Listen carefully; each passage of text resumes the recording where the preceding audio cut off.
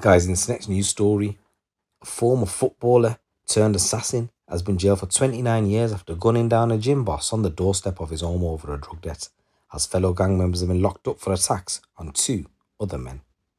Former footballer turned assassin Barry Harvey shot and killed Gary Moore, who was 32 years old, on the doorstep of his home in Airdrie in Lanarkshire on September 6, 2018.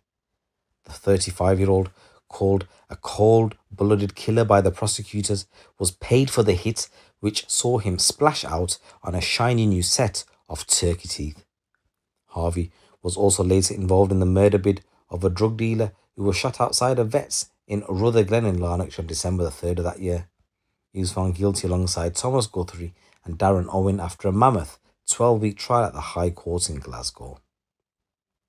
So Guthrie, he's already serving a life sentence for being the getaway driver in the Moore killing, and he was convicted for his role in the Bennett attack. The 27-year-old was then separately guilty of the brutal slashing in the attempted murder of a lawyer outside his office close to Glasgow Sheriff Court on July 19, 2018. Owen was found to have murdered Raphael Licko, whose remains were discovered in a burnt-out Mercedes in Blantyre in Lanarkshire on February 11, 2019. His co-accused, Thomas, was found not guilty of murdering Mr. Licko. Owen was further convicted of being part of the vet shooting of Bennett. It's believed that the gang are linked to the notorious brothers Barry and James Gillespie, whose crime network once spanned the globe.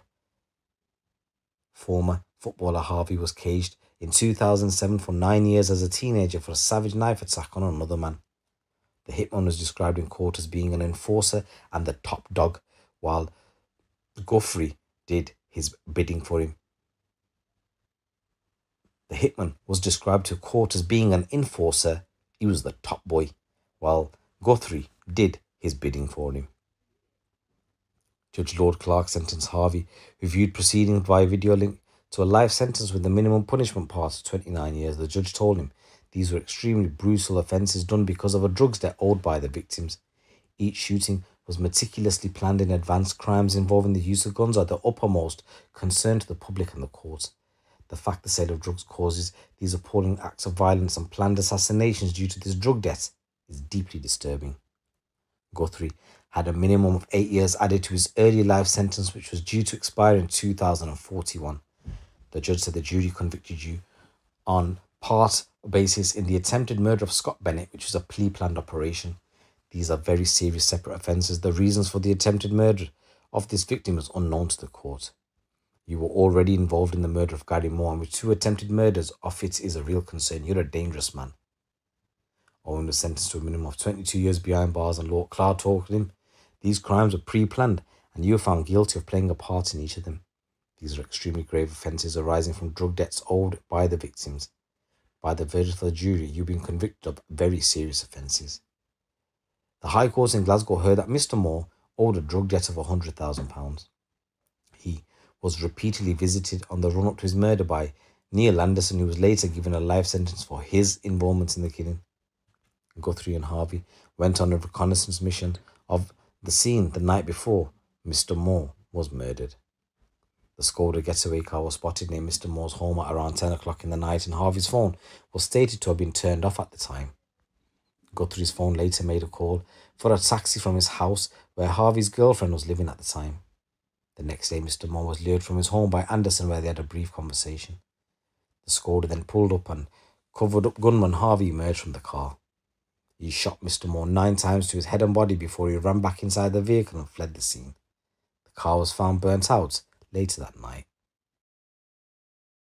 Harvey and Guthrie's associates then actually gave vital evidence at the trial against them, which helped convict the men. He claimed he had to follow Guthrie and follow the Skoda to a farm in Bullandock in East Dunbartonshire, where it was set on fire. He then drove the pair to a property, and they went off into another room before he left. Guthrie, at the time of the shooting, was using a phone which belonged to his dad, which was later seized by police, and on hearing this, Guthrie was noted to say to his dad, "Everyone is fucked, Barry's bird." Prosecutor Lorraine Clancy said in a closing speech, Harvey was a cold-blooded killer hitman carrying out a job or a hit for payment, which went to his house and a holiday to Krakow with his girlfriend. It was suggested that Harvey paid £200 for the flights, which was suggested to be proceeds from the murder, and he was also funding his turkey teeth. Crown says that this additional expenditure, which arises from the payments of the murder of Mr. Moore, which took place a few weeks before. Guthrie, as I said, was early involved in the attempted murder of a solicitor yards from his city centre office, and basically this solicitor was defending a Scots crime gang headed by another man, David Sell, who was caged in 2018 for 16 years for an abduction and torture of a drug dealer. Prosecutor said Thomas Guthrie carried out this cowardly, unprovoked assault on the lawyer, and we know from CCTV the attacker was waiting for some time for the lawyer to emerge from his office at the end of the day.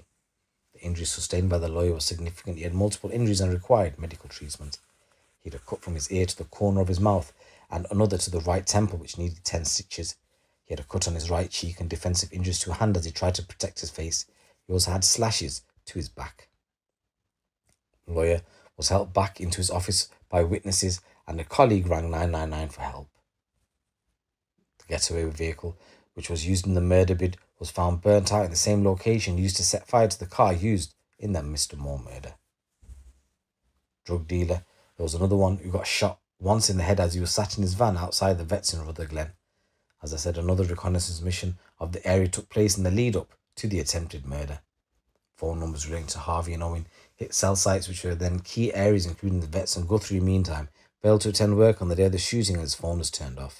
The prosecutor referred to evidence from another person as they were watching the Celtic match together the night before. The deputy said this would not have affected him during the reconnaissance. CCTV of the incident showed Bennett pulling up to a parking space in his van and was joined by another vehicle beside it. The shooter, Harvey, then emerged and he was seen to point the firearm at the man who was sitting in the vehicle, the drug dealer, and the drug dealer was found to have sustained a single gunshot wound to the left side of his face. The bullet entered his jaw, passed through his teeth and tongue, and lodged in his neck. It was stated that the bullet cut the drug dealer's tongue and required stitches. The drug dealer was seen able to flee the scene in his van immediately after the shooting. The prosecutor said he was sitting waiting for something or someone. What takes place is a pre-planned attempted assassin execution. The Crown have established beyond reasonable doubt that this was committed by Guthrie, Harvey and Owen acting together. Each had a role to play. He said Harvey was the gunman and he acted in concert with Guthrie as he did in the Gary Moore murder. Both acted concert with Owen. After the shooting, Harvey and his girlfriend went to Australia with flights costing £1,000. The prosecutor said this is a significant sum to be spent on a holiday for someone without a legitimate income.